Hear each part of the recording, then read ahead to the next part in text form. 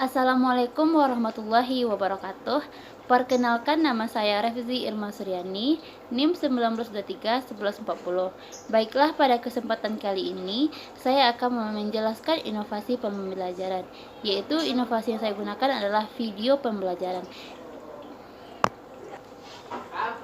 Nah, hal-hal yang akan kita bahas dalam video pembelajaran ini yaitu pengertian video pembelajaran, karakteristik media video pembelajaran, tujuan penggunaan dari video pembelajaran, manfaat video pembelajaran, yang kelima mekanisme produksi, yang keenam cara membuat video pembelajaran, dan yang terakhir adalah kelebihan dan kekurangan dari video pembelajaran. Hal pertama yang akan kita bahas yaitu pengertian dari video pembelajaran. Video pembelajaran adalah media untuk mentransfer pengetahuan dan dapat digunakan sebagai bagian dari proses belajar. Lebih interaktif dan lebih spesifik dari sebuah buku atau kuliah. Tutorial berusaha untuk mengajar dengan contoh dan memberikan informasi untuk menyelesaikan tugas tertentu. Sedangkan menurut Cepiriana pada tahun 2007, media video pembelajaran adalah media yang menyajikan audio dan visual yang berisi pesan-pesan pembelajaran yang baik, serta berisi konsep, prinsip, prosedur, teori aplikasi pengetahuan untuk membantu pemahaman terhadap suatu materi pembelajaran. Video merupakan bahan pembelajaran tampak dengan audio dan visual yang dapat digunakan untuk menyampaikan pesan-pesan atau materi pelajaran. Menurut Cepiriana, untuk menghasilkan video pembelajaran yang mampu meningkatkan motivasi dan efektivitas penggunaannya, maka pengembangan video pembelajaran harus memperhatikan karakteristik dan kriterianya. Karakteristik video pembelajaran yaitu yang pertama, clarity of message atau kejelasan pesan. Dengan media, video siswa dapat memahami pesan pembelajaran secara lebih bermakna dan informasi dapat diterima secara utuh, sehingga dengan sendirinya informasi akan tersimpan dalam memori jangka panjang dan bersifat retensi. Yang kedua yaitu stand alone atau berdiri sendiri. Video yang dikembangkan tidak bergantung pada bahan ajar lain atau tidak harus digunakan bersama-sama dengan bahan ajar lain. Yang ketiga, user friendly atau bersahabat akrab dengan pemakainya. Media video menggunakan bahasa yang sederhana, mudah dimengerti, dan menggunakan bahasa umum. Paparan informasi yang tampil bersifat membantu dan bersahabat dengan pemakainya. Yang keempat yaitu representasi isi. Materi harus benar-benar representatif, misalnya materi simulasi atau demonstrasi. Pada dasarnya, materi pelajaran baik sosial maupun sains dapat dibuat menjadi video pembelajaran. Yang kelima yaitu visualisasi dengan media. Materi dikemas secara multimedia terdapat di dalam teks, animasi, sound, dan video sesuai tuntutan materi. Materi-materi yang digunakan bersifat aplikatif, berproses, sulit terjangkau, berbahaya apabila langsung dipraktikkan, memiliki tingkat keakurasian tinggi. Yang keenam yaitu menggunakan kualitas resolusi yang tinggi. Maksudnya yaitu tampilan berupa grafis media video dibuat dengan teknologi rekayasa digital dengan resolusi tinggi, tetapi support untuk step-stepnya berbeda. Yang ketujuh yaitu dapat digunakan secara klasikal atau individual. Yang selanjutnya yaitu tujuan penggunaan media video pembelajaran. Menurut Ronald Anderson pada tahun 1987 mengemukakan tentang beberapa tujuan dari pembelajaran menggunakan media video, yaitu mencakup tujuan kognitif, afektif, dan psikomotor. Yang pertama, tujuan kognitif. Yang satunya yaitu dapat mengembangkan kemampuan kognitif yang menyangkut kemampuan mengenal kembali dan kemampuan memberikan rangsangan berupa gerak dan sensasi. Yang kedua, dapat mempertunjukkan serangkaian gambar diam tanpa suara sebagaimana media video dan film bingkai meskipun kurang ekonomis. Yang ketiga, video dapat digunakan untuk menunjukkan contoh cara bersikap atau berbuat dalam suatu penampilan, khususnya menyangkut interaksi manusiawi. Yang kedua itu tujuan afektif. Dengan menggunakan afektif dan teknik, video dapat menjadi media yang sangat baik dalam mempengaruhi sikap dan emosi. Yang ketiga atau C, tujuan psikomotor. Tujuan psikomotor ini ada dua. Yang pertama, video merupakan media yang tepat untuk memperlihatkan contoh keterampilan yang menyangkut gerak.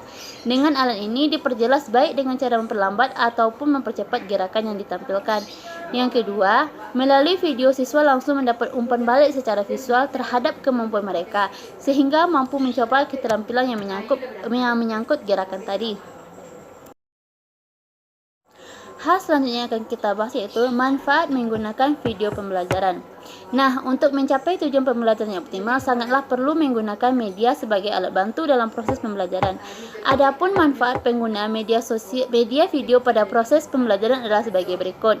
Yang pertama, sangat membantu tenaga pengajar dalam mencapai efektivitas pembelajaran, khususnya pada mata pelajaran yang mayoritasnya praktek. Yang kedua, memaksimalkan pencapaian tujuan pembelajaran dalam waktu yang singkat. Yang ketiga, dapat merangsang minat belajar peserta didik untuk lebih mandiri. Yang keempat, peserta didik dapat berdiskusi atau minta penjelasan kepada teman sekelasnya. Yang kelima, peserta didik dapat belajar untuk lebih berkonsentrasi. Yang keenam, daya nalar peserta didik lebih terfokus dan lebih kompeten. Yang ketujuh, peserta didik menjadi aktif dan termotivasi untuk mempraktekkan latihan-latihan. Yang kedelapan atau yang terakhir yaitu hal-hal yang bersifat abstrak dapat dikonkretkan. Hal selanjutnya yang akan kita bahas yaitu mekanisme pembuatan video pembelajaran. Yang pertama ada praproduksi atau sebelum pembuatan. Dalam praproduksi ini, seorang pembuat video pembelajaran harus memahami dan mengerti apa yang akan dilakukan sebelum membuat atau produksi. Karena untuk menghindari kesalahan atau kerugian baik materi maupun finansial yang dibutuhkan, serta untuk mempersiapkan kebutuhan yang digunakan dalam proses produksi. Praproduksi ini terbagi dalam tahapan sebagai berikut. Yang pertama, telaah kurikulum. Yang kedua, pemilihan materi atau informasi yang akan disajikan. Seorang pembuat video pembelajaran harus tahu dan mengerti materi yang akan disajikan, sehingga ketika ada pertanyaan terhadap materi, maka harus bisa mempertanggungjawabkannya. Yang ketiga yaitu menganalisis target atau sasaran dari video tutorial yang dibuat. Video pembelajaran yang dibuat nantinya akan ditampilkan atau dipresentasikan kepada khalayak ramai. Oleh karena itu, seorang pembuat video pembelajaran harus mengetahui sasaran dan targetnya. Selanjutnya yaitu menganalisa dan mempersiapkan perlengkapan yang dibutuhkan. Dalam proses produksi pasti membutuhkan alat-alat dan perlengkapan lainnya yang dibutuhkan. Seorang pembuat video pembelajaran harus mengerti perlengkapan yang digunakan dalam proses pembuatannya. Yang kelima yaitu mencari dan mengumpulkan referensi terkait. Dan selanjutnya atau yang terakhir, membuat jadwal produksi. Hal yang penting adalah ketepatan waktu dalam proses produksi karena berkaitan dengan klien atau audiens. Jadwal sangat menentukan apakah proses produksi molor atau tidak. Jika tidak memiliki jadwal produksi, maka dapat dipastikan proses produksi akan berjalan secara amburadul atau acak-acakan. Yang kedua, proses produksi. Dalam proses produksi ini, pembuatan video pembelajaran dilakukan secara urut karena dalam prosesnya telah dibantu dengan adanya konsep serta jadwal yang telah tertata rapi sebelumnya. Yang terakhir yaitu pasca produksi. Tahapan terakhir dalam pembuatan video pembelajaran adalah pasca produksi, yaitu tahapan di mana video pembelajaran siap untuk dipublikasikan. Tahapan ini meliputi publikasi video dalam bentuk file. Hal selanjutnya akan kita bahas yaitu kelebihan dan kekurangan dari video pembelajaran. Yang pertama, kelebihan media video pembelajaran. Yang pertama, mengatasi jarak dan waktu. Yang kedua, mampu menggambarkan peristiwa-peristiwa masa lalu secara realistis dalam waktu yang singkat. Yang ketiga, dapat membawa siswa berpetualang dari negara satu ke negara lainnya dan dari masa yang satu ke masa yang lainnya. Yang keempat yaitu dapat diulang-ulang bila perlu untuk menambah kejelasan. Yang kelima, pesan yang disampaikannya cepat dan mudah diingat. Yang keenam, mengembangkan pikiran dan pendapat para siswa. Yang ketujuh, mengembangkan imajinasi. Yang kedelapan, memperjelas hal-hal yang abstrak dan memberikan penjelasan yang lebih realistis. Yang kesembilan, mampu berperan sebagai media utama untuk mendokumentasikan realitas sosial yang akan dibedah di dalam kelas. Yang kesepuluh atau terakhir, mampu berperan sebagai storyteller yang dapat memancing kreativitas peserta didik dalam mengekspresikan gagasannya. Selanjutnya adalah kelemahan dari media video pembelajaran. Yang pertama, sebagai media audiovisual yang lain, video terlalu menekankan pentingnya materi ketimbang proses mengembang materi tersebut. Yang kedua, pemanfaatan media ini juga terkesan memakan biaya yang tidak murah. Yang ketiga, penayangannya juga terkait peralatan lainnya seperti video player, layar bagi kelas besar beserta LCD-nya dan lain-lain. Nah, pembahasan kita yang terakhir yaitu cara membuat video pembelajaran. Yang pertama, kita bisa menggunakan Microsoft PowerPoint. Caranya yaitu membuat slide presentasi. Yang kedua, convert ke video. Setelah itu, export file presentasi menjadi video. Klik create video dan tunggu hingga prosesnya selesai. Yang kedua, kita bisa menggunakannya seperti video pada ruang guru. Nah, caranya yang pertama siapkan materi, yang kedua kamera dan tripod, yang ketiga adalah green screen dan gambar background.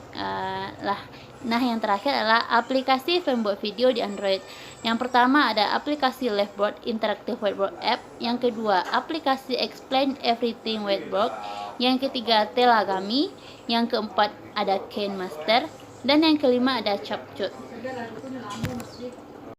Nah, cukup sekian penjelasan saya mengenai inovasi pembelajaran yang akan saya gunakan. Terima kasih telah menonton video saya. Assalamualaikum warahmatullahi wabarakatuh.